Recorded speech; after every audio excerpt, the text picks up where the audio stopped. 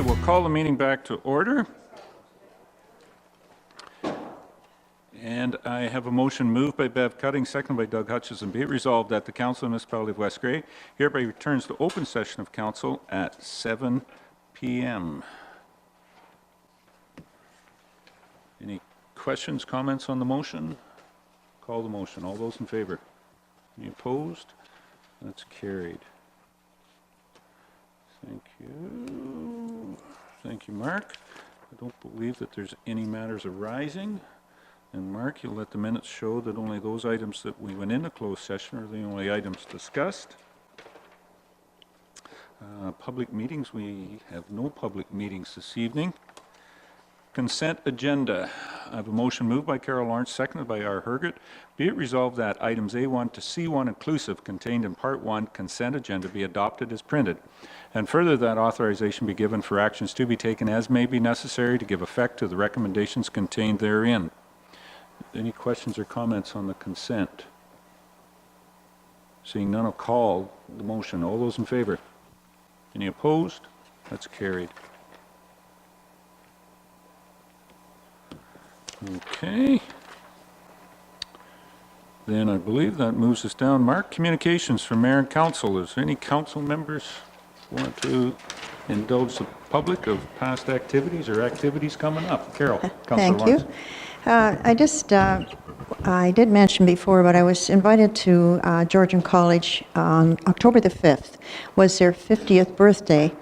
And just a little bit of trivia. 50 years before, on October the 5th, there were 101 students entered the first campus of Georgian College, which was in a mall on Wellington Street with 5 programs. And in 50 years, it has developed to 7 campuses, 3 main campuses, Owen Sound, Barrie, and Orillia, and 4 satellite campuses.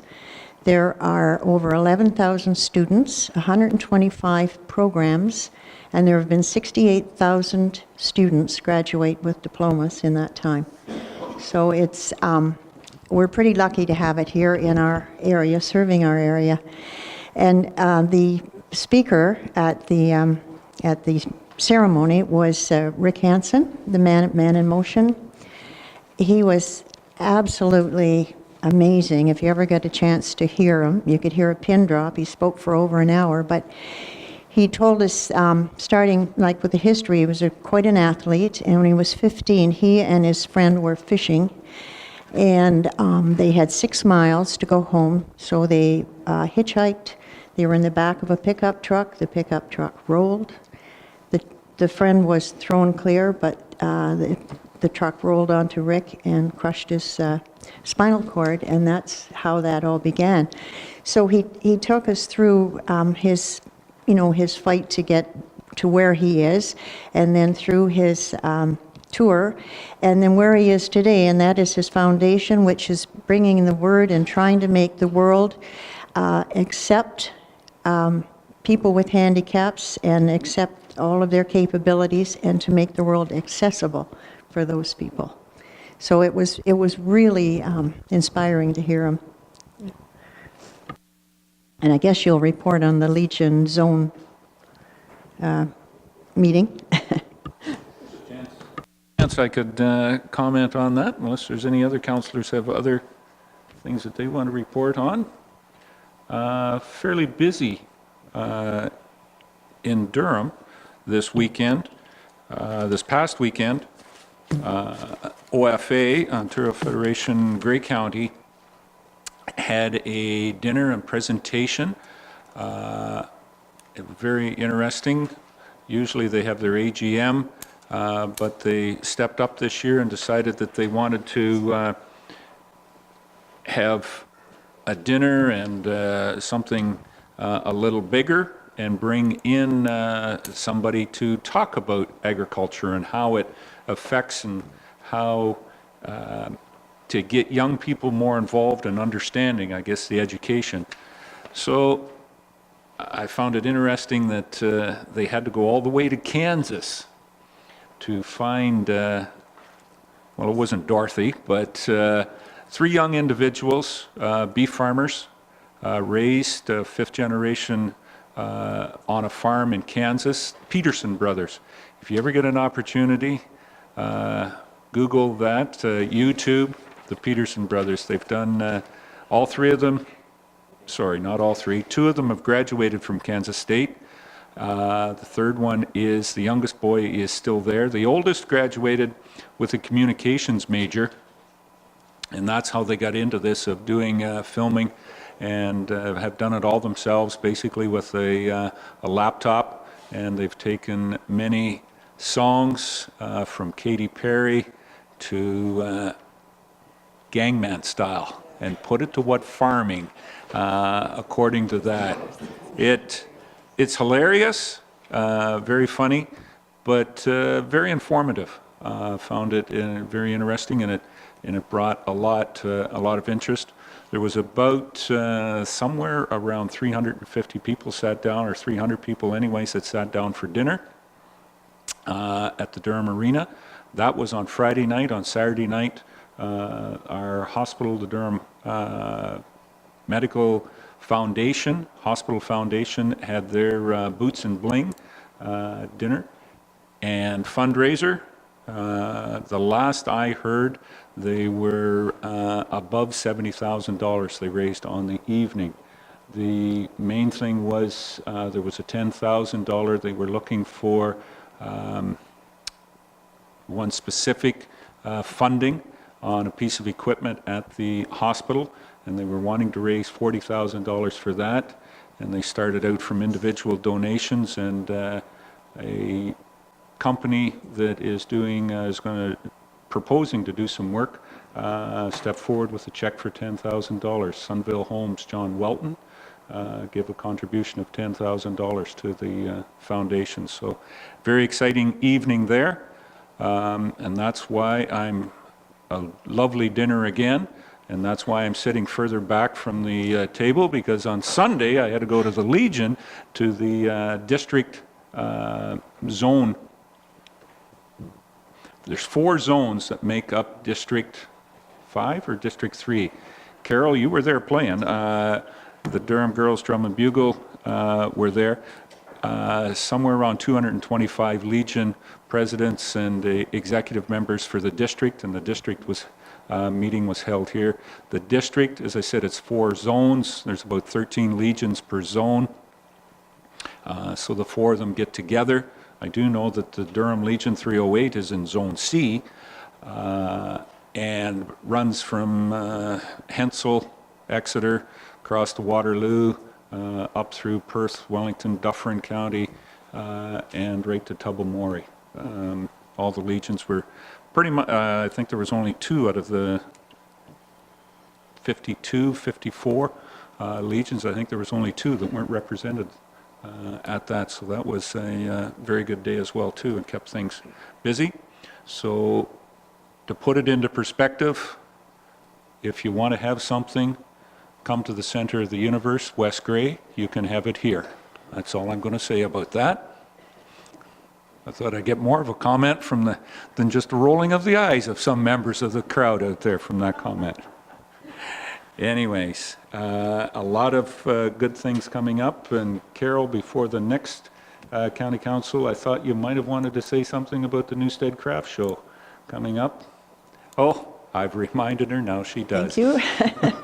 Yes, the annual Fall Craft Show that the Newstead Recreation Committee puts on is Saturday, November the 4th, and there are 100, I think it's 104 vendors in the arena and 30 in the hall. So it's a large craft show, and there's hundreds that come, pay admission. So it's 4th of November, Saturday, the Newstead Arena. Is anything happening on the 5th as well too in Newstead? Yes, you can have another dinner, Mr. Mayor. The Newstead Lions will have their pork and kraut supper on the Sunday following that, Sunday the 5th. Thank you, Carol. Bev, Councillor Cutting. Yeah, also this Saturday at the Legion in Durham, there is a craft show from Yes. 10 till 3, and it's in to aid in the food bank. Correct. So all proceeds go to the food bank. So try to go to that one. You can either start Halloween shopping a little close or Christmas shopping a little extended out, whichever you feel great on either one of those craft shows. Great stuff. Okay, nothing else. Thank you to any of the councillors out there that for some of the functions that I haven't got to, that you've represented me over the last couple of weeks. Always an appreciation of that, of good teamwork. We do have 2 delegations, and we're just about on time. Mr. Matthew Jackson and some of his friends are here this evening. Matt is here to give us an update on the expansion or extension of Union Gases on the main gas lines. So, Matt, I'm going to turn it over to you. And I think you know where the podium is. Yeah, and if you got a light there. Thanks, Adam. Oh, yes, you're on a timer. No question about it, Mr. Jackson. All right, good evening, Your Worship, members of council, staff. Great to be here tonight, and thank you for the time on the agenda this evening. Yeah. I do have to start out begging for forgiveness. I realized that I mistyped Newstat, and I may have referred to the municipality as the township a time or two. So I start begging for your forgiveness as we dive into this. Should have came here first before we went to Chatsworth last week, I guess. So, as the mayor said, I'm here to talk to you about our own sound pipeline reinforcement project that we've proposed. We'll dive into that in a slide or two. Just quickly, I think most of you probably seen this slide the last time I was here when we talked about the proposal to apply for provincial funding to extend natural gas service to Newstat Dayton. Union Gas is Ontario's second largest natural gas distributor. We operate over 65,000 kilometers of pipelines across Ontario, and we serve 1.5 million customers in communities just like West Grey. We are based in Chatham, and we have over 100 years experience building, operating pipelines across the province.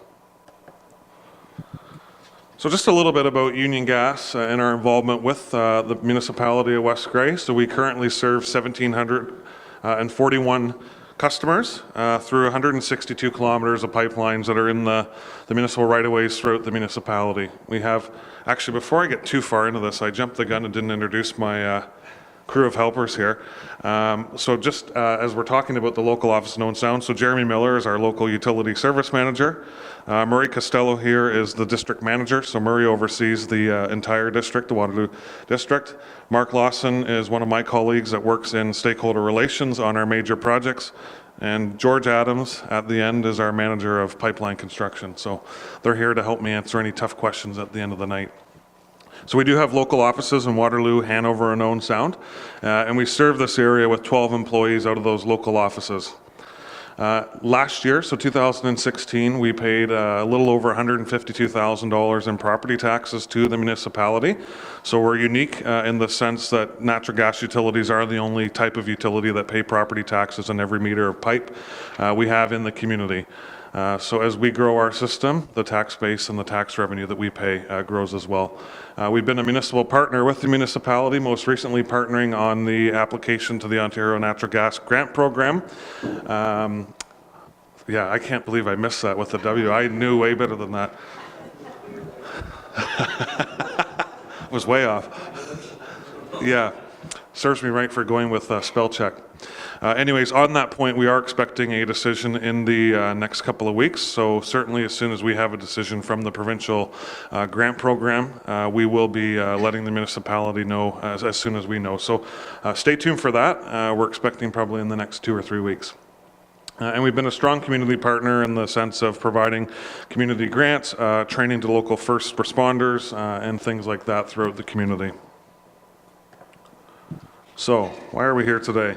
I'm going to talk to you a little bit about the Owen Sound reinforcement. So just before I dived in, I just did want to thank Brent for his help up until this point. Brent's been great in terms of having some preliminary discussions with our major projects team and touring the line and sort of talking through some of the potential plans we're working on.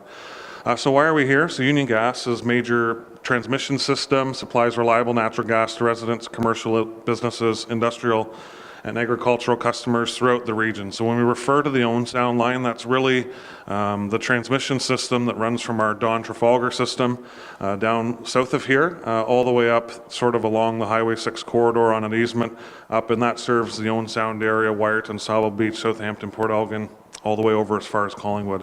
So it's really the backbone of the system that serves the communities in this region. And look, we're looking to expand that system to make sure that there's enough capacity to meet future demand growth in the area. So as the area is growing, as demand's growing, it's about building out that system so that we continue to have capacity to meet that growth. So as I said, this construction of this new capacity will free up capacity in the entire system. So it's not just about serving the north end by increasing capacity and pressures at the north end. We also free up capacity in the south end. So it's really about a regional project to expand system access across Ontario. We've committed to partnering with our municipalities in the process, and we're here tonight to talk to you about the project and then hopefully get your support for our application to the Ontario Energy Board. So a little bit about the project. So the Owen Sound Transmission Reinforcement Project is about customers and it's about delivering benefits in the area. So number one, as we all know, with increasing energy costs across Ontario, it's really been the affordability of natural gas that's helped maintain the cost of living and maintain the economy. So by expanding this system, we help families and businesses in the region manage their energy costs by delivering continued access to that affordable supply of energy. Beyond that, this project will contribute to the local tax base of the municipality. So I will note the asterisks. Projections on this project, now the length could change one way or another. It's up to 36 kilometers of pipeline. Our estimations are if we build the entire length that the direct benefit to West Grey will be about $25,350 in new municipal assessment. So that doesn't take into consideration the county portion of the school board. That's the lower tiers projected tax growth as a result of this project. So that helps provide income for the municipality to fund local priorities. Union Gas will continue to partner through this project with the municipality, and it provides a platform of growth for the future. So as we all sort of see around the region, there is growth, and the growth into the future looks quite promising. So this pipeline will help support that. Just quickly, and this is probably no surprise and probably also a bit of a repeat from when we talked about the application to the grant program, the line on the bottom in the dark blue is the average cost to heat a typical home, heating and hot water in Ontario. So you can see there right around the $1,000 mark per year. So that is quite an attractive option for those that have access. The lines on the top are the comparison when you look at propane, oil, and electricity. So the spread there is anywhere from $1,500 to $2,500, and we anticipate that spread will be consistent. You see there's not been a lot of change in the cost of natural gas over that period. We would anticipate that will be the continuing trend. So just a little bit more about the project. So the purpose, as I said, is to make sure that we have continued capacity in the region to meet future demand. So the proposal itself is to install up to 36 kilometers of 12-inch transmission pipeline. Our preliminary preferred route would propose to construct within the municipal right-of-way on concession or municipal roads 2 and 4. And really the reason we've looked at this as our preliminary preferred route is by traveling in the municipal right-of-way, it really helps mitigate the social and environmental impacts related to construction. So we have looked at 3 potential alternatives, and right now we're working towards this one as our preliminary preferred route. The estimated cost of the project is about $45 million, so there will be spin-off benefits locally to local businesses throughout construction. There is quite a crew that need places to eat and sleep and stay well during construction. And just to reiterate, the municipality would see an estimated $25,000 in new municipal property tax assessment. So just talk a little bit about how we build. So I think often when people think about pipelines, you probably think about the narrative you hear on the national news at night and large sort of scale greenfield projects. This project will be much different than sort of that first thought that comes to mind. So when we construct and when we are looking to build pipelines, we work with municipal staff first and foremost. So Union Gas has met with your local staff to discuss our proposal and our potential proposed routes. This will continue throughout the life of the project. So from start to finish, we're committed to that partnership with the municipality, both through council and with the staff. And we work together in a number of ways. We work to mitigate potential road closures. We work to coordinate on the timing of construction to ensure that we're not having any undue impacts. And we work to make sure that the restoration that we do meets or exceeds the municipality's standards. So it really is a long-term process of working as partners. We're dedicated to communicating with the public, so there's a number of ways we do that. So we've launched a dedicated website, so uniongas.com/Owensound, and residents there will be able to get updates throughout the process. So we'll update on the progress in terms of our regulatory filings. We'll proactively communicate about road closures and answer common questions, and we'll highlight examples of other projects that we've done that are similar. And then finally, working with the community. We've been sort of out meeting with interested parties for the last number of months. So we've met with local groups to discuss our proposed routes and our plans to work towards minimally invasive construction techniques. Beyond the work that Union Gas does, an independent third party conducts an environmental report. So AECOM is our contractor, and they are in the process of developing that environmental report. And as a result of that, we held one open house already, and we're working towards holding a second open house to continue to answer those questions late November. I won't read through these quotes, but I thought this was helpful in sort of talking about the time and effort we take when we're working in a community. So these two quotes here are from, the first quote's from a landowner who dealt with us this summer for the construction of our Panhandle project. So that was a major pipeline project in the Chatham-Kent area. And I just think it's sometimes more helpful to have others help tell our story than us tell them ourselves. So there's a quote here from a local landowner in regards to his experience working with Union Gas, as well as a local councillor who took a tour of the project with us. So just some good feedback that we received on that project. So this is our preliminary preferred route here. You'll notice it's running up concession 2 for the most part, with a small portion on concession 4. Basically from Durham to Chatsworth is the proposed total length. Now that length could change slightly, but for sure it will start in Durham and head north. So that is the map of the preliminary preferred route. And then just as I'm heading towards the end here, I thought it would be appropriate to sort of show an example of a similar size project that we've done up in the Parry Sound area. There's been a number of concerns raised along the road about keeping the rural feel. There's been a lot of concerns about tree removal and protecting the trees and the wetlands along the proposed route, and that's one of the driving factors that we've actually decided looking at running in the sort of gravel grass interface or in the municipal right-of-ways to mitigate those impacts. So this is an example here of a similar size pipeline project we did up in Parry Sound. The first photo there sort of shows how we're prepping the trail. You'll see here this was a very narrow trail, even more narrow than what we're dealing with on the concession roads. So the first photo is sort of the prep work. The second photo here demonstrates the pipe being strung out before the trench is dug. So they string the pipe out and weld it all together. And then we move from there. The trencher will move along and they will dig a trench into the road allowance. So you'll see there that photo has the pipe lowered into that trench after they've strung it out and welded it. And then this picture here demonstrates what it looks like after we've restored the gravel. So you'll see here that they've gone through and, you know, the road is restored. The next couple of pictures show the same area, well, the same trail area a year after construction. So the first picture here is the yellow lines highlight where the pipeline is. So really no evidence whatsoever that Union Gas's construction crews were there. And actually, the last picture here demonstrates some upgrades that we did in partnership with the authority that manages the trails by helping them install some gates. We were able to partner and come up with a better outcome at the end. So I just thought that would be helpful in sort of putting into perspective the size and scale of the construction we're looking at here and the sort of restoration efforts that we do at the end. These two pictures here sort of demonstrate the proposed running line we've been looking at. So I will note that these are preliminary. And we haven't finalized our plans to run sort of on the gravel grass interface the entire length yet. But there are some sections along the concession roads where the roads become quite narrow or they are surrounded by sensitive environmental features, such as trees that are close to the edge of the road or wetlands and lakes, which are mostly in the north, but some in the south. So this here shows where we would propose probably to dig the trench and lay the pipe.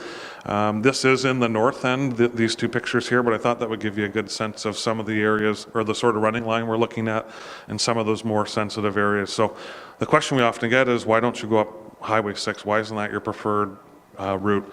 The reality is by working on a less traveled road, we're able to construct often in the road or in the shoulder of the road, which mitigates our need to clear trees and to damage, any working space outside of the environment. Given this is a more rural road, we're also easier able to work on the surface of the road rather than having to clear a new work area on the shoulder, which would involve a lot more trees. So there's a number of reasons why we've moved away from Highway 6, but predominantly it is mitigating the impact on the environment through constructing in a municipal right-of-way. So just quickly to wrap up the timeline. So we've completed the first round of consultations. They were in August. We were on a call this afternoon and we've just finalized our plans to do a second round of open houses in November. And that's part of the environmental report. We're targeting to have the environmental report complete by February. And then we would plan to file with the Ontario Energy Board by April of next year. We would hope for a regulatory approval from the Ontario Energy Board by October 2018. Construction would then start May of 2019, and we would have that pipeline in service for the winter of 2019. So that right now is our preliminary schedule. Obviously those things evolve and change over time, but that's our best guess at this point. So with that, I'd just like to thank you again for your time, and we're happy to take any questions you might have. Any councillors have any questions? Now's the time to ask. You do realize that I did see one picture there. You worked down in Chatham, Kent. That kind of looked like garden corn in comparison to what you'll have here in West Grey. So be careful, when you're dealing with the big cobs that we have up here. We'll make note of that. I thought you might. Doug, Councillor Hutchison. Yeah, I think it's important. I think we talked at your open house or public meeting. I think it's important people understand that this is a main line and there won't be opportunities for just because it runs by their house or to get all excited about. Maybe I can jump into that and access the locally for my buildings or whatever. So it is a main line, and there aren't going to be any junctions between here and Owen Sound area, right? So good question, and through the mayor, one that we've got a number of times in our engagement. So a couple of comments on that. So yes, you're correct. Generally, on a transmission line, we're not able to grant individual services. I will say that we're taking a look along the line to see if there are any areas that there's a cluster.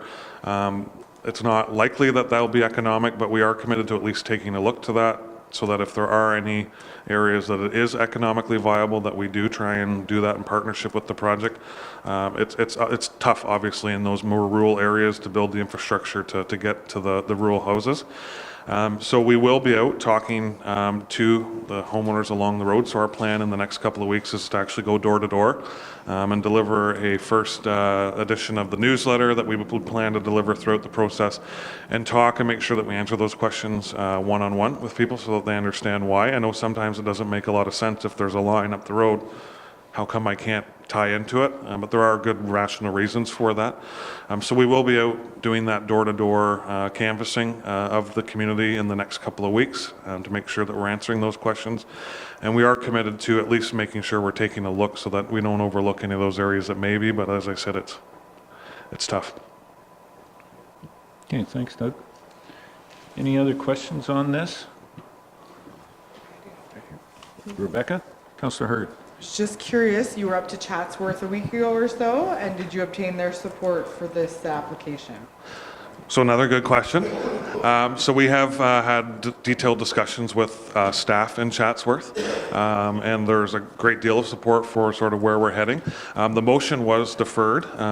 In Chatsworth, there was 2 or 3 people that had some questions that we wanted to answer. They were asked at the meeting that we were at, so we said, you know, let's get back and sit down with those folks and have those discussions, and it's coming back at a future meeting for final passage. Okay. And I take it you are looking for a motion, if we could do that here this evening, basically in support for the application to the OEB? Yes? Yes, so that would be the ideal outcome. So I think one is to sort of a signal from council to staff that the discussions we're having about the preferred preliminary route are generally supported by council. Obviously, we have a great deal of work to do before our plans are finalized, but a general nod of support for that. And then when we move to filing with the Ontario Energy Board, it is helpful to have those letters of support from the municipalities to attach. Doug? Councillor Yes, there was one other question that came up. When you're working on, you're supposedly going up second, that's the preferred route. So supposedly when you put your line in, I heard that you're going to put up so many tons of perfect asphalt over that road now from here to the end of our municipality. Is that the understanding? You and the mayor must spend a lot of time together, because I think we had that exact conversation at AMO. We'll leave that one to George's team. See how that buck got passed, George. Yes, I think we've had that, but the road, from my understanding, will be as good or better than when Union Gas found it. We just haven't got a full, comprehensive understanding of how far better may go, Doug. And there are a number of things that we've talked about a couple of things with Brent when we were out touring the route. There will be lots of opportunity for us to work together throughout the construction. If there are things that we can do while we're going through that are going to prevent, future access for there's all those areas that we can partner on. And I think certainly we've got a good record of working with local municipalities when we're constructing to make sure that things are, in many cases, better than they were when we arrived. So that would be our goal. Very good. I do have a motion that's been moved and seconded, so I'm going to introduce it at this time. It's prepared. Moved by Rob Thompson, seconded by Doug Hutchison. Whereas Union Gas has been working with the Municipality of West Grey on the development of the Owen Sound Reinforcement Project, which will provide continued access to reliable and affordable natural gas in the region. And whereas Union Gas has conducted a review of potential routes and determined that the preliminary preferred route travels along the Municipality of West Grey roadways, as per the proposed map in the municipal road allowance. Therefore, be it resolved that the Council of the Municipality of West Grey formally support the application submitted by Union Gas Limited to the Ontario Energy Board for the Owen Sound Reinforcement Project by way of letter, and that staff continues to work with Union Gas on planning of the project route and alignment within the municipal road allowances as discussed to minimize local environmental and social impacts. Any questions or comments on the motion? Call the question. All those in favor? Any opposed? That is carried. Thank you very much. Appreciate your time. Is that letter forwarded to you by tomorrow? Would that be okay? Or do you want it tonight before you leave, Matt? Tomorrow would be fine? Okay, very good. All right, thank you very much, gentlemen. Greatly appreciate it.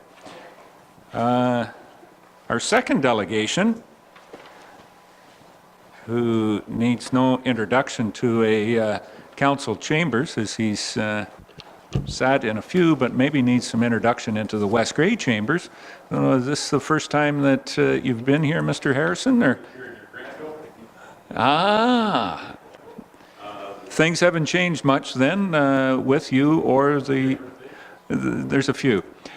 On the microphone, you'll find it's not live right now, but there's a button, a gray button on the box. You mustn't have hit that right. There it is. Okay. You are live now. Ken Harrison.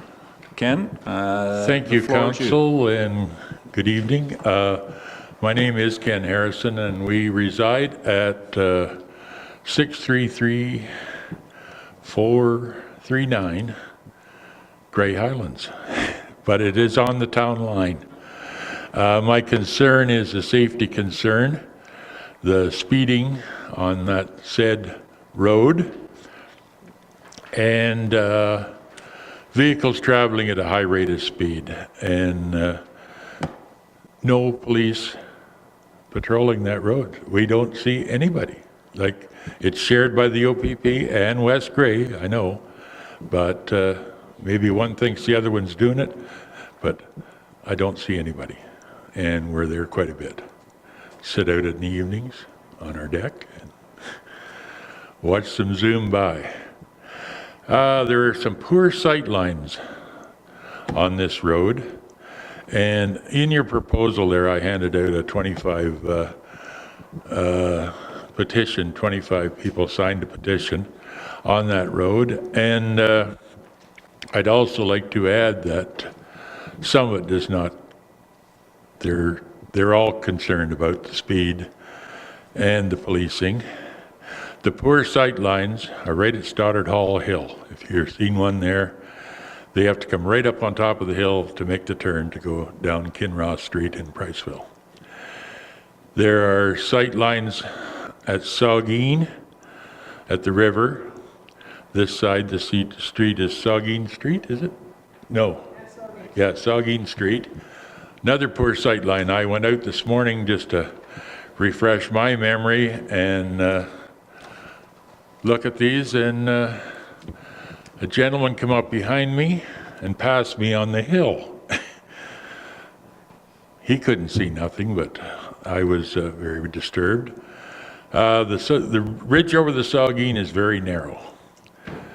It used to be good when people were driving 45 horsepower tractors to meet on that bridge, but now with the heavy equipment they're hauling, they can't meet on that bridge. Pedestrian traffic was another one. Children and people walking their dogs. And, I had something down here about William Street, but William Street does not concern you folks. It's my side of the highway road. But Highway 4 also has a large volume of trucks. Truck traffic. They set up radar. All these guys got radios in their trucks now, and radar and Priceville, everybody back off. I sat there with my friend Jack Carson the other day on his deck, and we witnessed a vehicle come down that hill, loaded truck with logs and a pup behind. He wouldn't have got stopped till he was over that hill, the next hill into Priceville. And the school bus stops at the bottom of that hill. Could have been a disaster waiting. So I'm asking that the speed limit be dropped to 50. More signage. You guys have a sign that says 60 at the corner. Nobody knows where it ends. I think as soon as they get by Stoddard Hall, they think it ends. Because there's nothing that says it goes to 80. Nothing 60 ends. We have one on our end that goes to 60, and at McNeil Cemetery. We'd like them both signed. Halfway up, signed, you're still in a 50, just put 50, and at the corners. And that's my proposal. I would like, we attended Grey Islands this afternoon and had unanimous support. They will work with your staff here to get to the bottom of this. We got unanimous support. Make it a community zone. What was that? What was? Yeah, that was in town, but no, we'd like, a community safety zone, and that carries a heavier fine, I think. Right, Bob? Yes. But that's what they're hedging for. And also to get a sign that says how fast they're going. Right in Priceville, yeah, right in Priceville. Things that, you know, you're going 60, 80, yeah. We might have one of those. Rob, speak up. Just going to say yes. The Public Works and Police share a speed sign. We've had it for a number of years. Very and good. It should be used. Good. And I normally, in the past, would recommend to Public Works that we should be put in this location. So I'm Yeah, well, that's sure Brent's taking note of this right now. And their public works and ours are working. yeah, and they do have the speed sign here. That's great, that's great. Since we got this petition signed, we noted the same speeders are up north. Same concerns. The same concerns, so Grey Islands would want to talk to you guys about the north end too. Yes, Which just says south of Grey Islands. yeah, sorry, yeah, because, but I had no trouble getting those names. So if anybody else has any more questions, I'm, Any other questions for Mr. Harrison? You mentioned the Saugeen River crossing. yeah, You're still on the town line? yeah, On still the on the north town side? line. Yeah, on the north end, yeah. That, if I'm not mistaken, is a county bridge? Is it? I Well, think you may remember that the county kept, at amalgamation time, the county kept most of the bridges on county line, on town lines. And That's that is a county bridge, so I will take that if your conversation this afternoon, that it wasn't brought up at Grey Highlands, it was missed there by their county yeah, maybe they representatives. didn't know that, yeah. I will bring that to the attention and see where we're at. I have some of the same concerns that you've mentioned, Ken. It is a narrow bridge, and It there is, seems yeah. to be more and more, well, there is more traffic because of Ganelk Highlands, The growth up around residential Irish Lake. growth yeah. up there, and some of the extended growth around Irish Lake as well, Yes. too, has put more traffic on that road and Yeah, more.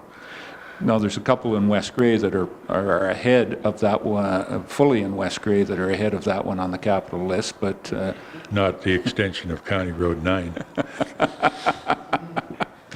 You know where I'm coming from there. no, I have no idea what you're mentioning there, Mr. Harrison.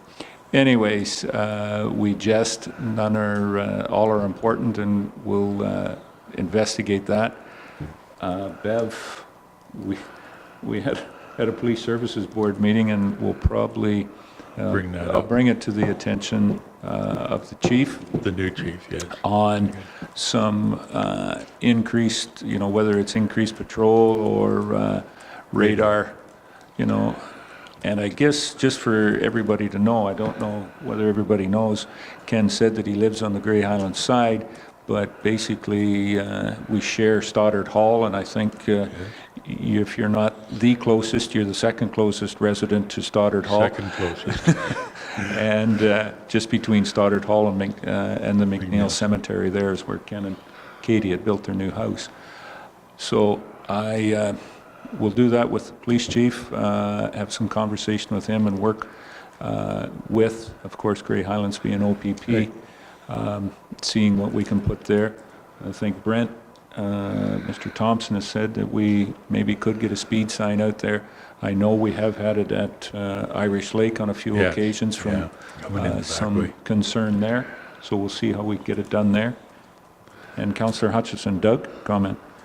I agree. I think getting the 50-kilometer signs out there is a good thing, but as you know, we also have some issues with speeding on the road that we live on, and we've done the electronic sign, and people, they like it for a little while, and they get used to it, and then they just go zooming right by.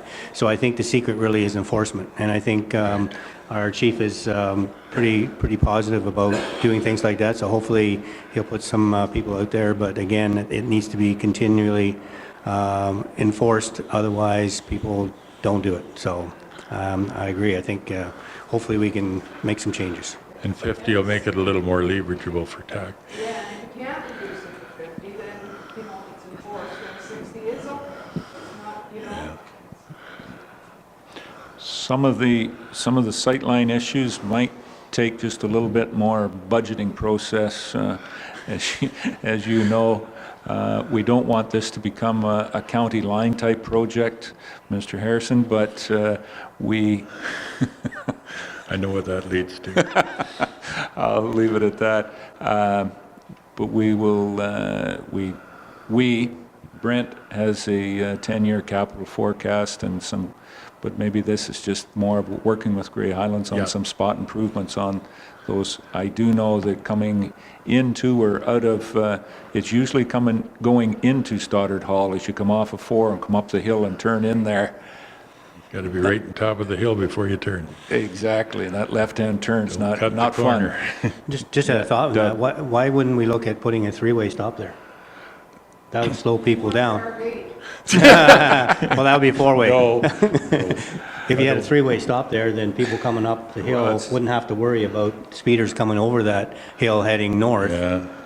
Then, Well, it is a They just possibility. get up line and they'd be sitting like this trying to come up the line. Yeah, Be hard on your But- tractors and, the only thing I'm saying about that, if you're coming up the hill, Yeah. we have had that in a couple of spots, and I think 2 in particular, and we've taken the stop sign going up the hill because you get a truck, and there's just those little greasy days. Yeah. You just can't make it. And those are 2.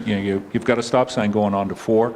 yeah. I think we would struggle, but, maybe just even some spots, shave off the top of that hill to improve the sight line slightly.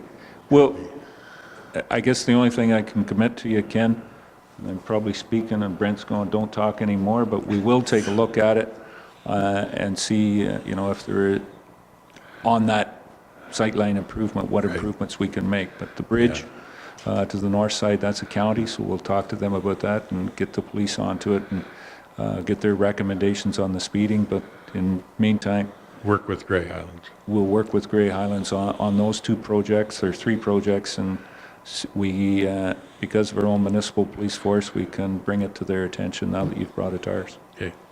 Thank you for your time. Well, thank you very much, Ken. Katie? Oh, I can shut him off. If I really wanted, I can shut him off from here.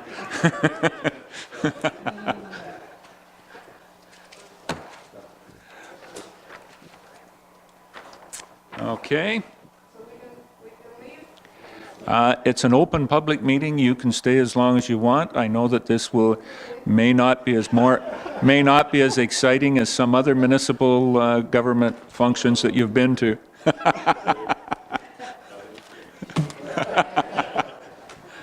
Thank you, Digger. Good evening, Katie. Okay, we're down to staff reports and Director of Finance Treasurer.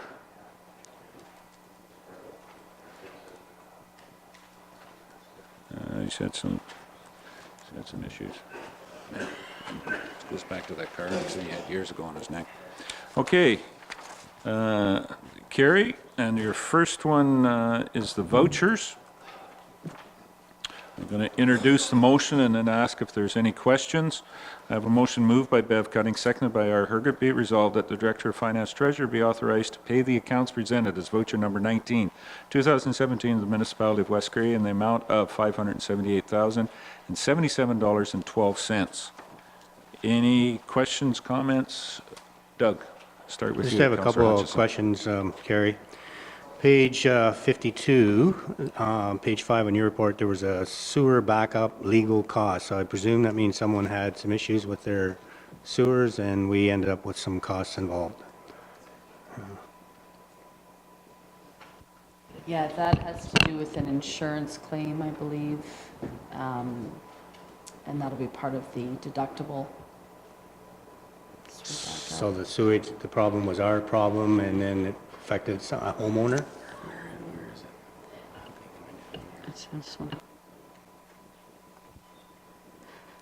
It's page 52 in our report, page 5 on yours.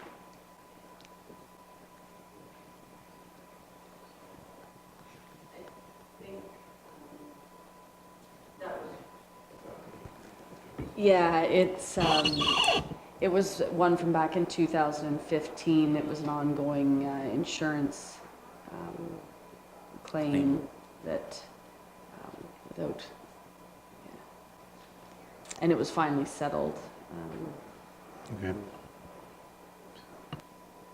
Okay, I was curious, but yeah, okay, thank you. Another one was on page 57, page 9, I think, in your report. Damage to tire at the landfill, which is $300, so I presume that Mr. Paler must have got a flat tire or something? I don't know what that's all about. That's exactly what happened. Yeah.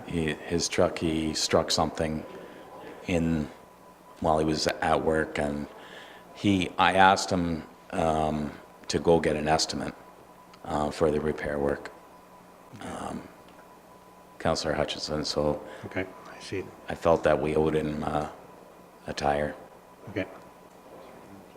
Yeah, $303, yeah. Okay, just curious. Thank you. Okay. Any other questions or comments on the accounts? Rebecca? On page Councillor Herder? 52, Page 52 is the Vadim computer, $13,733. Is that the customer portal and the management software? Is that the software that is? That is our annual support costs for our current, we have our general ledger and like our whole municipal package. So that's the annual support costs for maintenance and upgrades to the system there.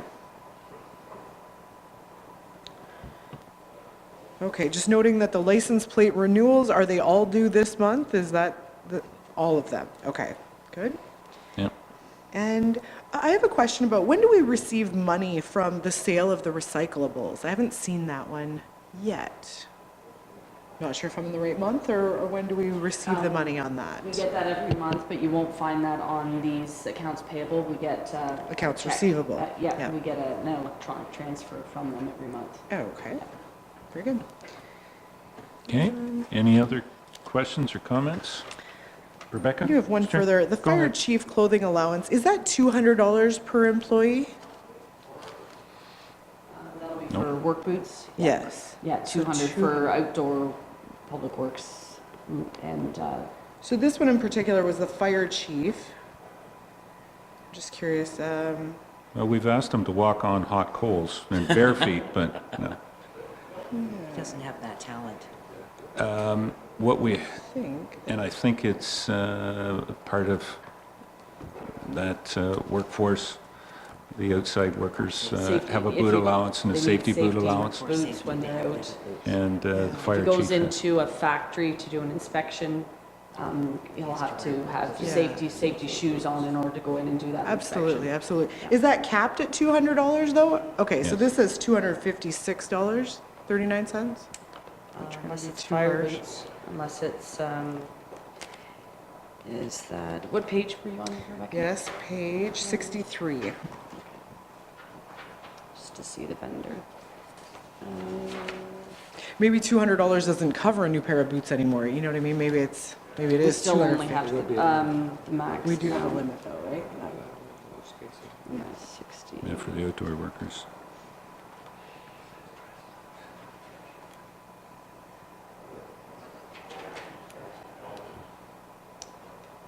Is that paid to the fire chief? Fire chief, no, CIBC credit card services. If it was over the two, he'll probably reimburse us for the difference if he used his corporate credit card. Oh, okay, okay, very good, thank you.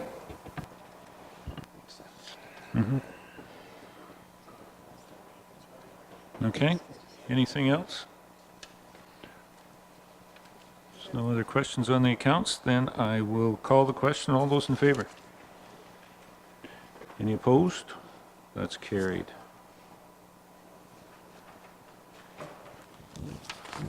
Okay.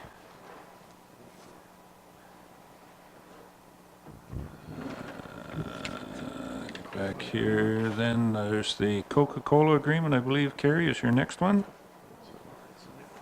Yeah, and Renewal?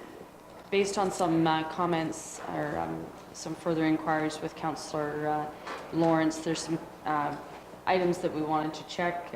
The Newstead, they were looking at removing the vending machine there, and one of the escape clauses, some further clarification on that. So if you want to defer that bylaw, we'll get some further wording around that before the next council meeting. Okay. Carol, Councillor Lawrence? I also wanted a notation in there that no energy drinks will be sold in our facilities. We had that originally. They do list what we can sell, but then it lists the prices for the energy. The And energy drinks as well?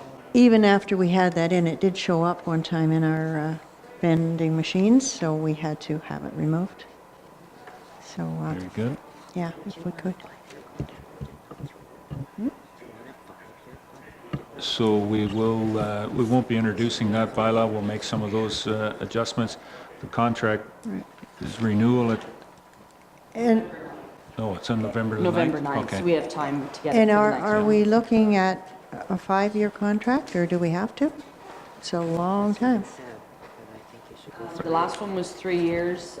We can do a 3-year contract if you prefer than I think 5. you should go to a 3-year. We only had the one price the one time, but it's not something that you maybe want to get tied into for 5 years. I'm- And the reason, Tom recommended to the Newstead Rec Committee that the vending machine be removed from the lobby because it's used very, very little, and it's costing us more money than what we're making because the pop gets outdated, it has to be replaced. So, there's more costs than there is revenue. And the food booth is open when Almost most every of the event, yeah. events are there on Yeah. the floor. Doug? Yeah, I had some thoughts on this too, and I'm not in favor of this. First of all, I wondered why we were going to 5 years, considering that there's so much talk about healthy eating and less sugary foods in our arenas and recreation centers. Obesity is an issue with our children and has to do with diet and lack of exercise. Our rec centers promote physical activity and should not be promoting sugary drinks after exercising. Some areas are trying to eliminate bottled water in their recreation centers.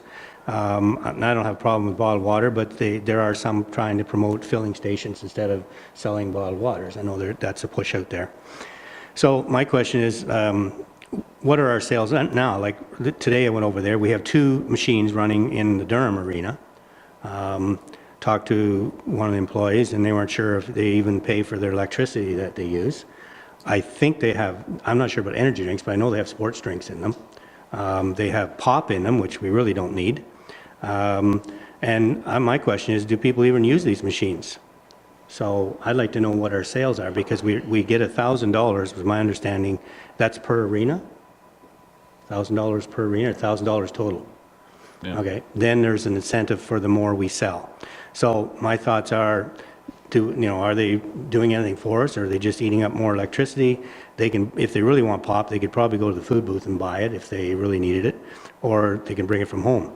So I don't know with Ayton and Newstead whether they have, like you said, Newstead was trying to get rid of theirs. I don't know if Ayton has 2 machines or not, but I think one machine, so that the booth wasn't closed, that people could maybe get some water, some iced tea, maybe a sports drink if that's okay.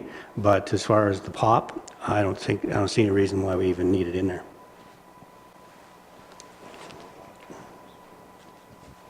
I'm going to suggest, are we under control of what's in the machine, or is it up to Coke to fill it up? No, it's in, I believe we're in control. It's listed here what What we purchase, yeah. what they will sell. And when this started, we said, absolutely no Yeah. energy drinks. But one thing, Doug's right, there's pop here, and you know what? Pop's pop. But there could be juices, certainly could be apple juice and like orange juice. There's nothing like that listed. I think they have it, but, yeah, they have juices that could be put in there. Yeah. Some juices, fine. And I believe it is more than just the vending machines. It's Oh, also yes. exclusive pop supplied for Yeah. events that have a Alcohol. bar. It's for the bars. So, that's Yeah. why there is pop in there as well, Yeah. is when there's bar service. We buy cases of mix, and that's provided Yeah. exclusively there as well. Go ahead, Doug. Sorry, but that's fine, so, you still need that, but then again, that's adults, and they're making choices, but as far as having it available for kids to purchase, I don't think we need to have it. And I guess that's why I made mention of that. I think we can put more control over those, what's in the machines themselves. The only problem with juices is the best before dates are, The sugar content is as high in As- juices as it is in pop. yeah. So if you think juice is a better choice, it's not, so. Unless it's fresh squeezed right from, we could, I don't think Coke's doing that. oh, okay. Carol? You were going to make a comment? Well, I think you should have maybe a choice of juices. I don't think we can totally control what adults, not only kids, but adults are wanting. I know the health unit has a real push on for that, just like the no French fries, but carrot sticks and so on, but kids are kids, and surely to goodness, it's up to the parents to monitor that. Do we make money? Rebecca? Do we I make was just money? gonna ask, how much money do we make off of them? It's $1,000, but then per unit sold, then we get more money. So how much money are we actually If we making? get over 500 units, I think it is, then we get a rebate. But we get discounted product prices, like we buy the supplies at a discounted rate and then sell them either, whether it's at the bar service or on the So vending machine. so we get $1,000 cash, and then, depending on sales, then we get reduced price on our pop Yes. and so on. Okay. Carrie, I don't know how much difficulty or anything, but if we're going to defer this or not introduce this bylaw, make some of those amendments to it, bring it back, you may be able to have some of those numbers for us November the 6th? Yeah, okay. Or, yeah, leave it at that. Rebecca? Keep pushing that microphone. Does Pepsi offer us anything? Have we already gone there? We know that. Pepsi. We were with We were with We're Pepsi. with Pepsi 10 years ago or something like that. And we've put it out for contract. It's been with Coke, then we went to Pepsi, and, about every 5 to 6 years, we'll go back out and they'll fight it out and put a new scoreboard or give us something about who's going to get the contract. So I think this will be our second renewal with Coke at this point in time? I think it might be the third. Yeah. Yeah. But, Rebecca, Could we check and see what a competing offer would push that microphone, Rebecca. Could we see what a competing offer would be with Pepsi, please? Thank you. Yeah. And I don't, we'll see. We'll make the inquiry. Okay? But there's the deferral of that. We'll see what that is coming forward. Anything else, Carrie? For it this time? Just give me a second and we'll get down to Brent's report. Okay? Welcome this evening, Brent. The first one is, on yours, is the 2017-18 Garifrax Street Connecting Link.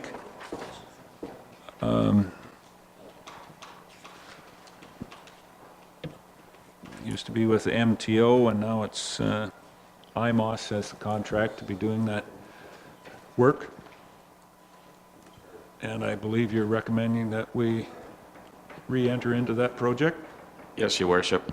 They've modestly increased over last year's price, and I think it's of value that we continue with the integrated maintenance operation services providing service on the Garifrax Street Hill. for this coming 2017-18 winter season. Yeah.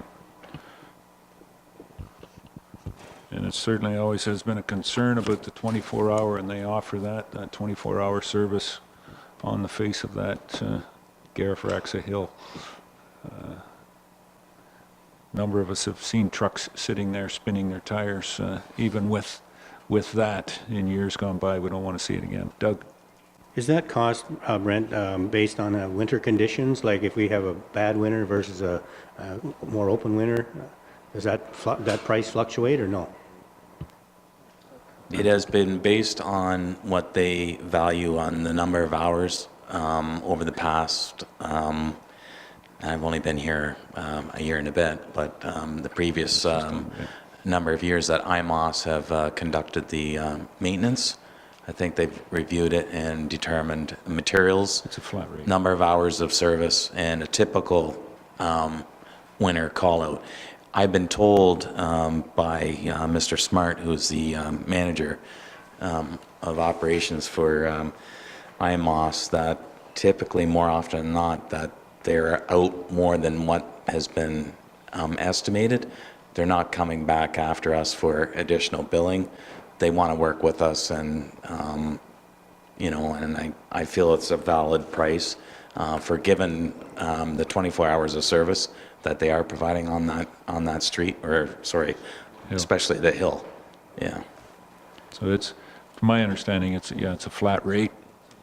They're going to say they're giving us a lot more service, and there's $20,000 worth of product, and there may be years where that is, and there may be years where it's $5,000 worth of product, but it averages out. I was just going to say also, it depends on what Mother Nature wants to throw at us.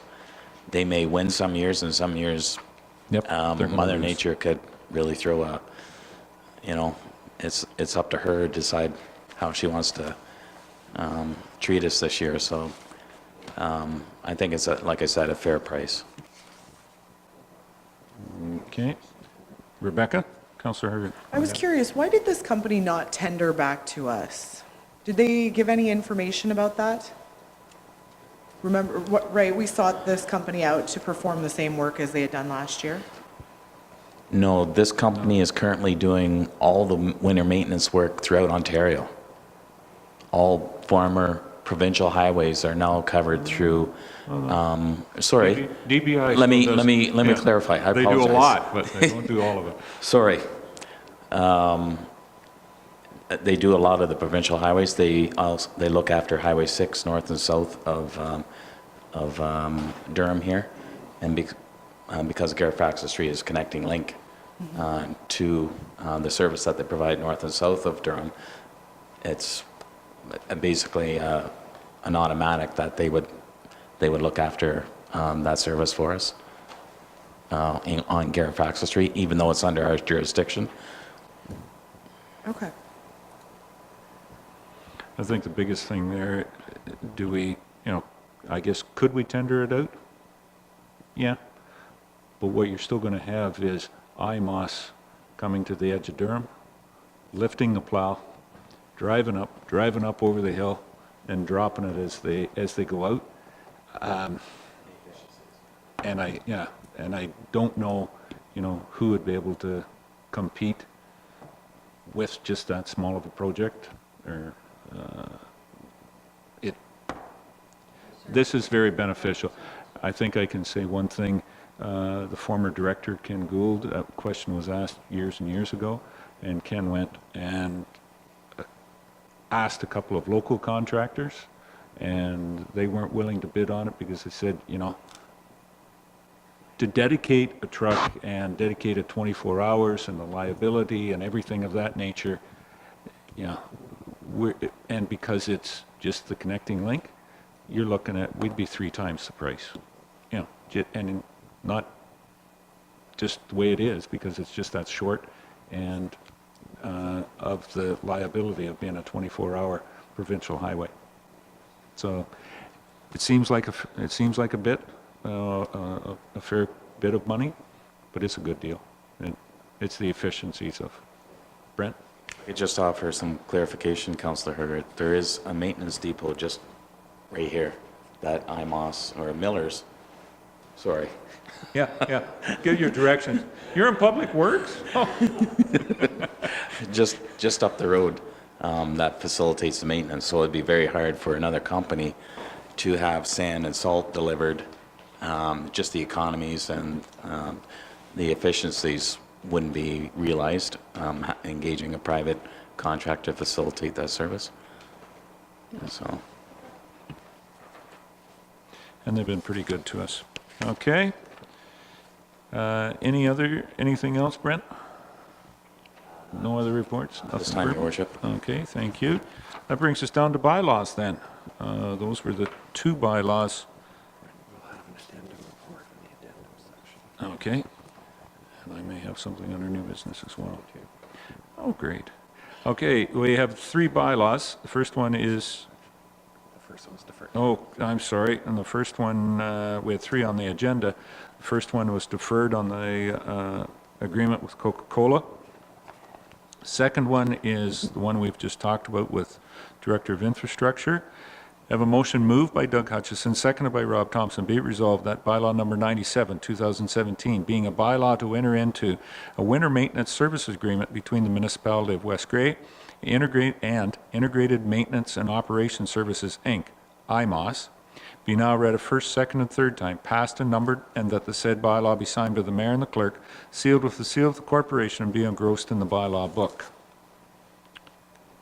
Any questions or comments on the bylaw? Resolution, call the question. All those in favor? Any opposed? That's carried.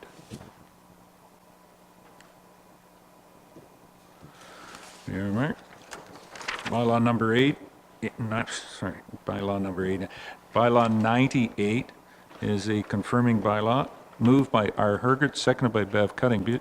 Be it resolved that bylaw number 98, 2017, being a bylaw to confirm the proceedings of the October 16, 2017 council meeting, be now read a first, second, and third time, passed and numbered, and the said bylaw be signed by the mayor and clerk, sealed with the seal of the corporation, be engrossed in the bylaw book. Any questions on this motion? Call the question. All those in favor? Any opposed? That's carried. There we are, Mark. New business. Is there any new business? Who do I start with? Brent. We'll work our way down. Brent?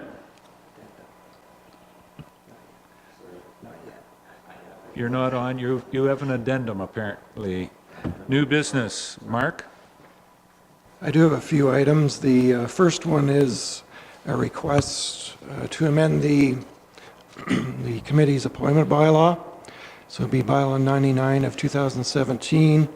It would be the rescinding the appointment of Scott Forster on the Newstead Rec Volunteer Subcommittee, and rescinding the appointment of Jess Farquharson on the Normanby Recreation Volunteer Subcommittee, and then appointing Scott Forster to the Newstead Rec Advisory Committee, being the main committee, and then appointing Jess Farquharson to the Normanby Recreation Advisory Committee. So if there aren't any issues with that, that could be introduced by a direct motion. If there's any questions? Any questions on that? Second item is I had a request. It's concerning the Newstead Fall Craft Show. A couple is proposing an 18-foot, in essence, a refreshment vehicle that would be outside the building, offering burgers and fries, etc. In my mind, that would fit the definition of a refreshment vehicle license, which requires a license and approval of the municipality. Now, unless this is deemed as a kind of a municipal event, and if it's deemed as such, and if council has no issues with that, the license may not be necessary if it's deemed a municipal event, but I wanted some clarification from council.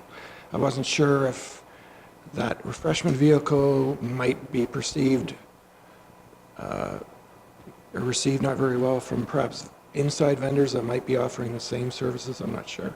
So I was just looking for some direction. Bev? Well, I think part of the Newstead, this is a fundraiser, and to me, the fundraiser includes the selling of the food at inside the hall where it's held, I would not like to put somebody outside to, combat that, because they're not going to be, giving money to benefit the community. That it's a private business, and I understand that, and it's great that they've got a business, but I don't want it to, interfere with the fundraising efforts of the rec committee.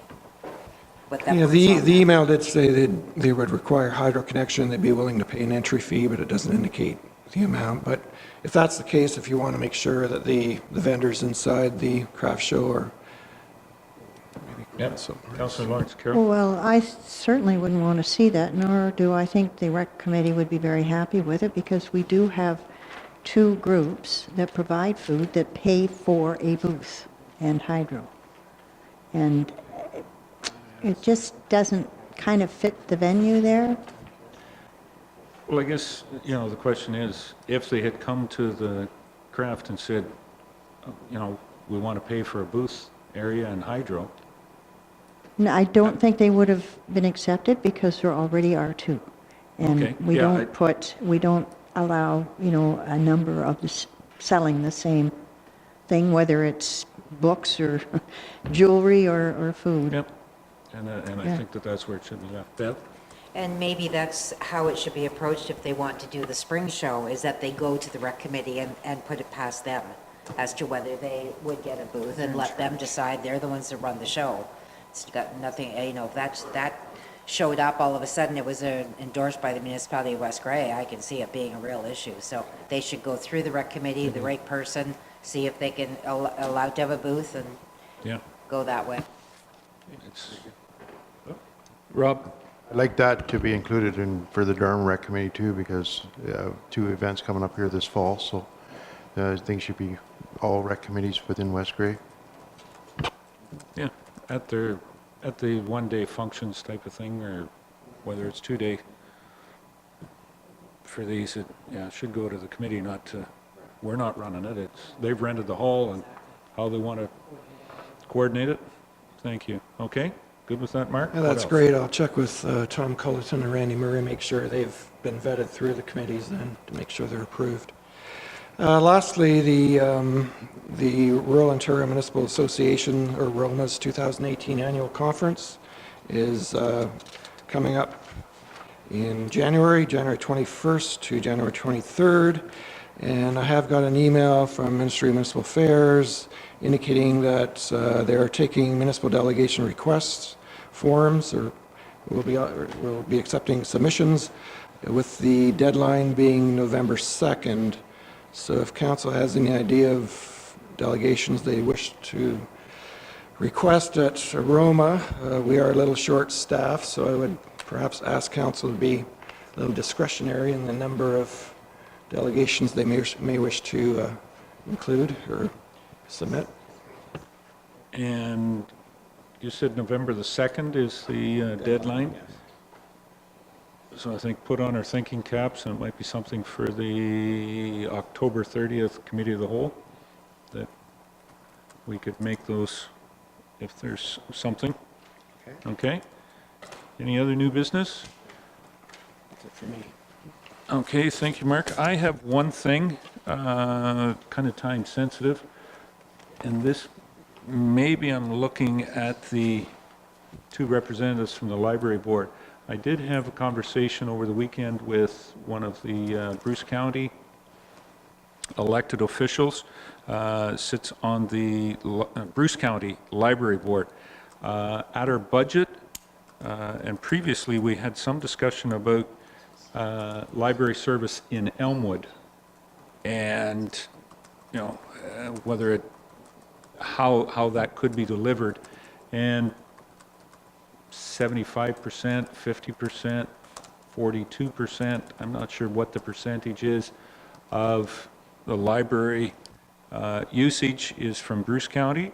So the Bruce County Library Board has a meeting this Wednesday, and they would be looking for a letter if there is some capital improvements or capital upgrades to library service in Elmwood.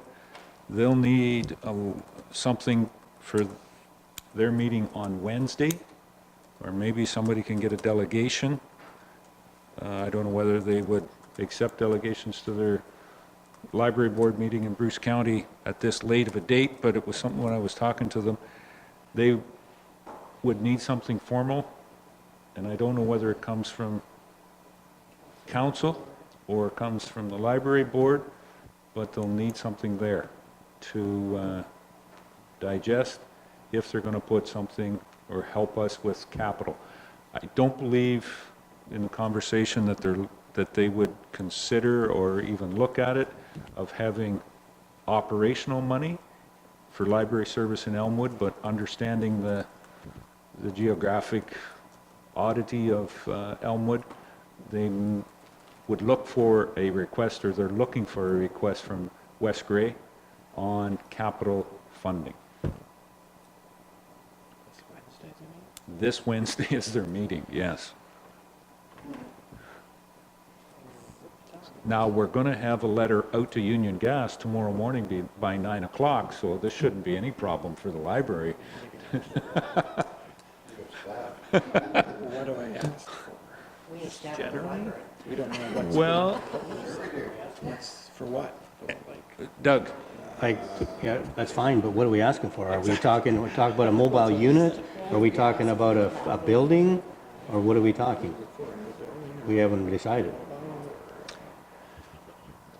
I would put something just general to them, that West Grey Library Services, or the West Grey delivery of library services in Elmwood.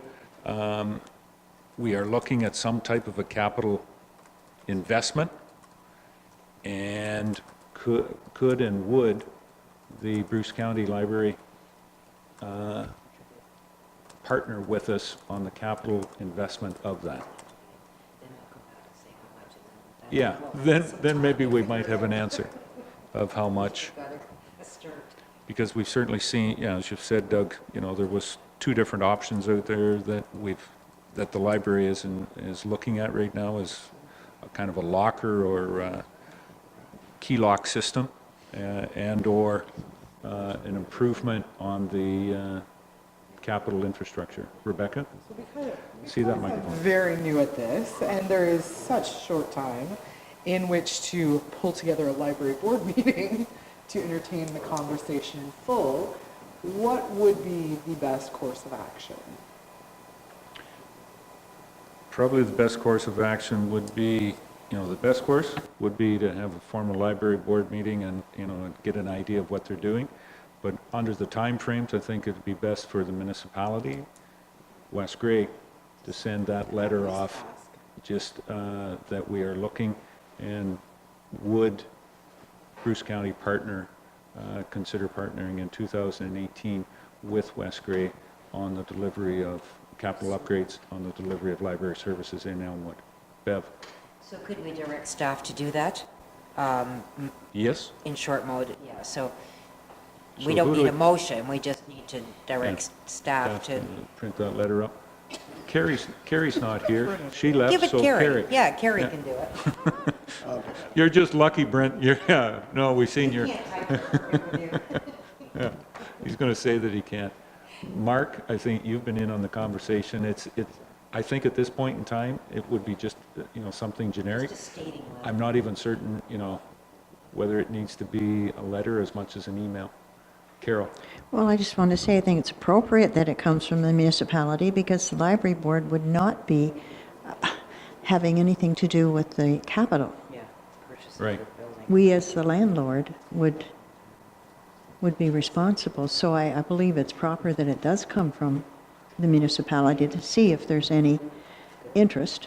Yeah. And from there, Okay, if there appetite. is, then it goes to the library board to let them know what's possible in terms of location. Okay. Rob? Just going to say, I had an email from the chair, and he's still away as of Sunday, as of yesterday, so I don't know if he's back yet or not, and I don't know what all board members are there, but it'd be, I think, a lot nicer if the staff would do something for us quickly. Mark? Not necessarily looking for extra work, but given that most users are from the Brockton side, would you like me to send a similar letter to the Brockton Council requesting any interest in participating? Sure, yeah.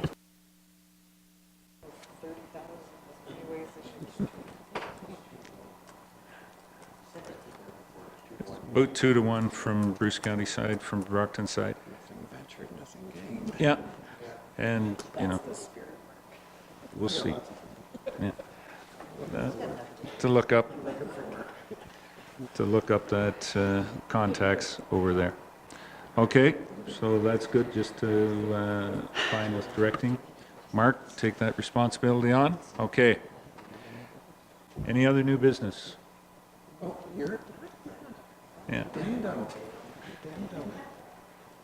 That's it for new business. that's all for new business. Nothing further. Addendums. Mr. Glacier, now you have the floor. Mark is handing out the addendum report.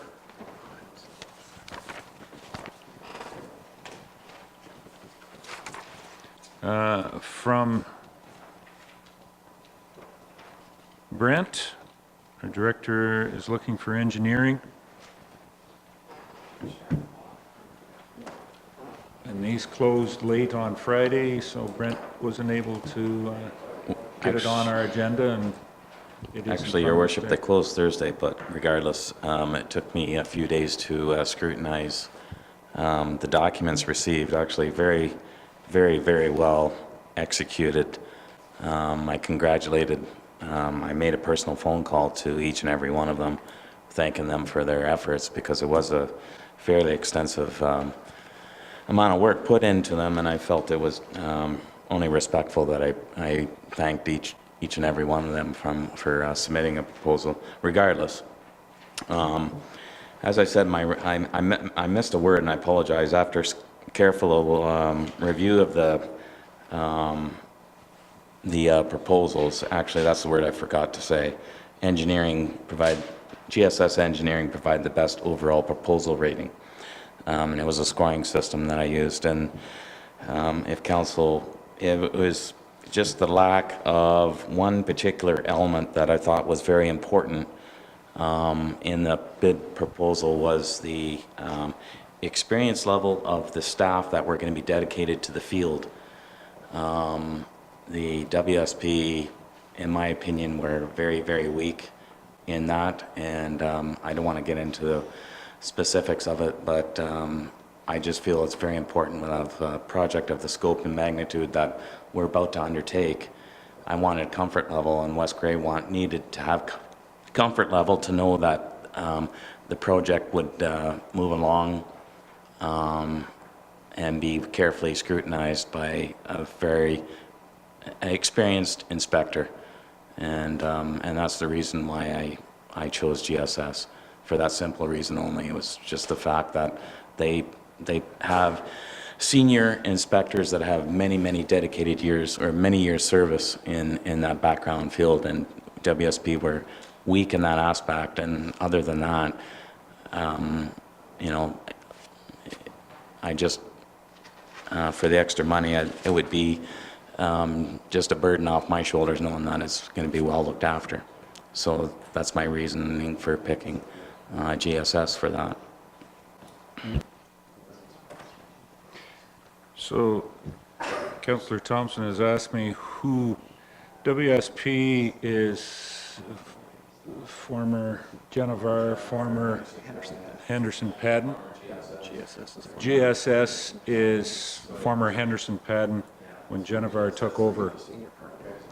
This was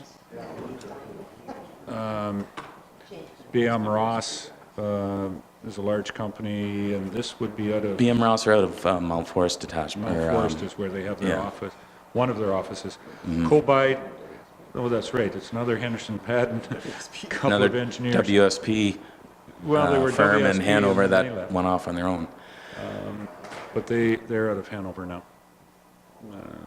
Local. Regardless, WSP are struggling a bit with personnel. They are on a hiring. They're trying to hire a lot of people. They're understaffed. They've had a lot of retirements, and they're really struggling at this point in time. And that's the reason why they lost some very good senior inspectors is through attrition or retirement. Yeah. Thank you. Carol? Well, I'd feel very comfortable with GSS. They've done extensive work in Durham with water and sewer. And I think you've made a good decision, or at least a good recommendation there that... And I think I've talked to Brent, and of course, they had the scoring system. I mean, when you see it, there, you know, it is a fair bit of money difference, but on the scoring system, GSS come out on top, and I think it's very defendable and a good recommendation. So with that, if there's any other questions, I think on that addendum, do you want it as an addendum or introduce it as a notice? Yeah. So we could introduce this as a direct motion. We'll introduce it as a direct motion to get it going. Okay? Doug, go ahead. Someone to No, make that motion? not or- yet, Yep, not yet, because we have one more direct motion introduced here, I believe. Mr. Turner. So there'll be 3 direct motions. I didn't mention one, I forgot to. At the October 13th Committee of the Whole budget meeting, there were proposed additional special Committee of the Whole meetings planned by the Committee of the Whole at that time for November 2nd at 9 a.m. and November 14th at 9 a.m. for further 2018 budget deliberations. So there would be a motion to approve those dates. And then the other 2, of course, would be the bylaw 99 of 2017 to appoint and rescind some appointments of the committee's appointment bylaw, and then the addendum report's recommendation.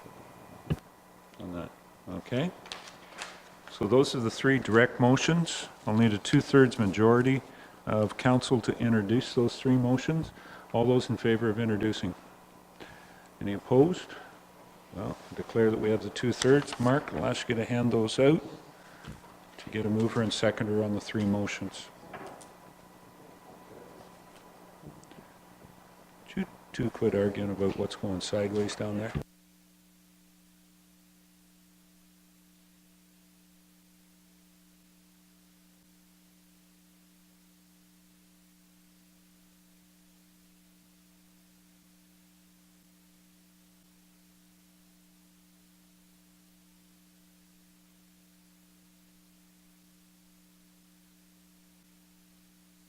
The first one I'll start with is the bylaw 99, appointing officials. So I have a motion moved by R. Hergert, seconded by Bev Cutting. Be it resolved that bylaw number 99, 2017, being a bylaw to amend bylaw 94, 2017, being a bylaw to appoint officials and citizens to various committees, be now read a first, second, and third time, passed and numbered, and that the said bylaw be signed by the mayor and the clerk, sealed with the seal of the corporation, and be engrossed in the bylaw book. Any questions or comments on that motion? What number does this make? Oh, for changing? About 99 times we've changed it this year.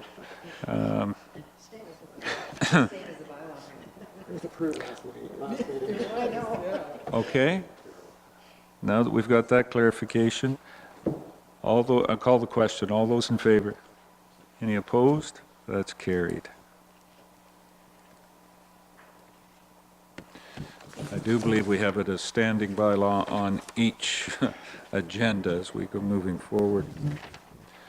Second one, the second direct motion is dealing with the Special Committee of the Whole, dealing with the 2018 budget.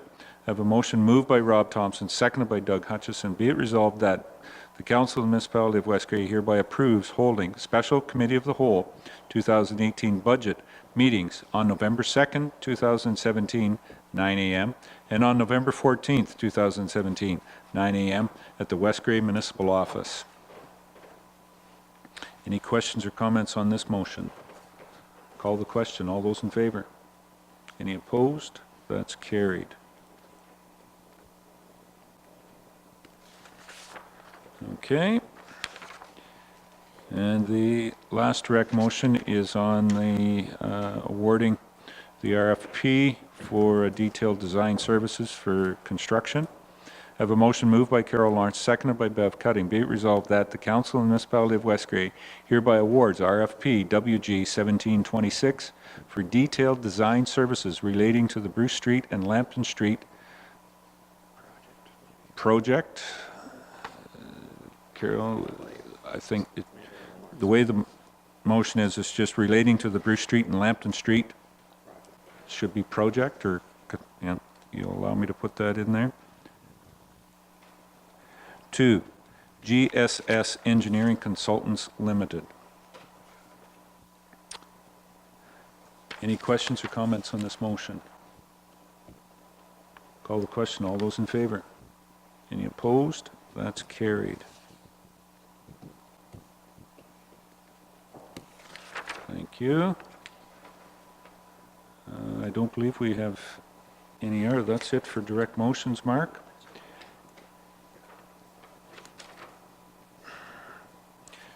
I don't think we need to. Councillor Hergert's asking whether we should have the cost in there. Sometimes we would, but I mean, we've got the report mentioned right there. We've already, we've already passed the motion, so yeah, it's a little late on that. I mean, it's directly related, and it's all in the report, so we're good. I'll take it at that. No more closed session, Mark? No. And question period. At this point in time, I open it up to the floor for any questions about items related to the agenda. Mr. Miller, you're getting to the microphone. He knows how to work it. Yeah, he's been there once or twice. So. Bob, questions? Thank you, Mr. Mayor. Agenda, would that include the last little bit you've done? Yes? Okay, library. Yes. I don't see a problem with asking a neighboring municipality for a little bit of capital, but no operating costs. Be very careful of that, because we do have, or at least we did have, a receptacle agreement with Bruce County, which would involve Chesley Library and Newstead Library. And Port Elgin, and Mildmay. Well, okay. Yeah, yeah. I'm just Bruce saying. County, it Yeah. accepts us in all of I'm those, just saying, though, that's capital and operating, but operating costs, best stay away from that. The other thing really was on the agenda was on the accounts. On the 2020 plan, third item, information. We look on page 14, and we have an amount we paid to Hanover, and I don't know what for. Right near the bottom. Yeah. Without getting it right up here, would you say that was page 14 in the report? Well, Yep. Town of Hanover, 50% of the southeast bypass. That is working on the, an agreement we have with Hanover, working on that access road to the employment lands in West Grey. the one that comes out by the drive-in? I don't believe that it has been totally, but it would be coming out onto the drive-in road or County Road 28 there. But So, yeah, so West Grey is paying 50% of the cost of the street then? that would be what it, I believe so, yes. Okay. Yeah. Well, I seen it and I knew we had to be kept informed, so I'm sure you missed me here the last few months too. You sure of what, sir? I'm sure you missed me the last couple of meetings. Okay, thank you. Yes, we certainly did miss you, Bob. Any other questions? Seeing none. No municipal act notices that I'm aware of. So that should bring us down to adjournment. just Oh, before you unless go there's other there, I questions? just want to check with regard to the trip to Listowel on Friday. Are we going to meet here at 7:30 in carpool? Because we haven't had any discussion about it. That's for preliminary interviews. And I guess It's that Doug would and- involve the Doug committee and of the yourself and Rebecca, consultation. myself and Yeah, Mark. yeah. And I think Mark is going to come with us. I would suggest that that's what we could do. I will be driving down Yes. because of timeframes. I do have a function in Owen Sound that evening that I want to be at the edge of the speed limit as I head north. But the four of us could meet here Yes. and carpool, Okay? okay? Or, I mean, as you're heading down, it would be kind of strange for Rebecca to come here and then drive past her driveway 7.5 minutes later. So Well, we can meet her somewhere Yeah. else, but we need to make those arrangements. coordinate. Yep. Yeah. Okay, I'll leave that to you. I will meet you there. Okay? Any other questions? Seeing none? Rebecca, you do have motion number 20. Thank you, Councillor Hergut. I'll accept that. We stand adjourned until November the 6th, or until we have to call another meeting. Thank you. Thank you, Adam.